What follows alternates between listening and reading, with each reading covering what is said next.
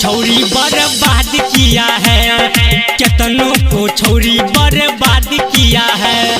दिल लागे ना रब से फरियाद किया है, दिल लागे ना रब से फरियाद किया है। कितनों को छौरी बर्बाद किया है, मेरे जैसे कितनों को धोखा दिया है। छौरी बर्बाद किया है,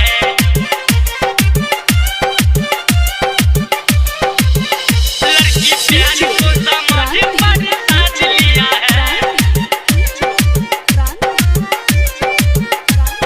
कितनों को छौरी बर्बाद किया है। लड़की जब हंसती है करती वो मस्ती है, प्यार इतना न सस्ती है, समझो न फंसती है। लड़की जब हंसती है करती वो मस्ती है, प्यार इतना न सस्ती है, समझो न फंसती है।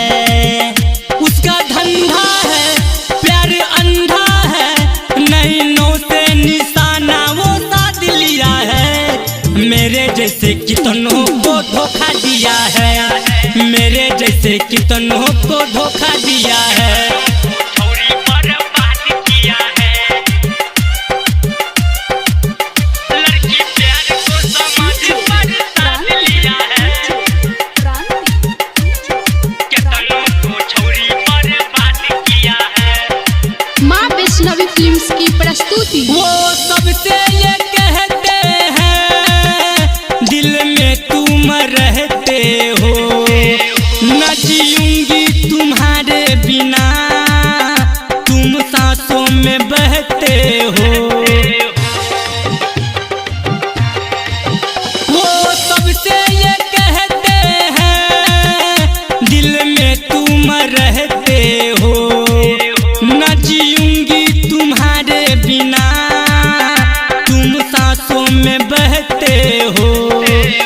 दिल टूटा है साथ छूटा है, कैलाश बीते वो पल को याद किया है। मेरे जैसे कितनों को धोखा दिया है, मेरे जैसे कितनों को धोखा दिया है। दिल से खेला है मैंने झेला है,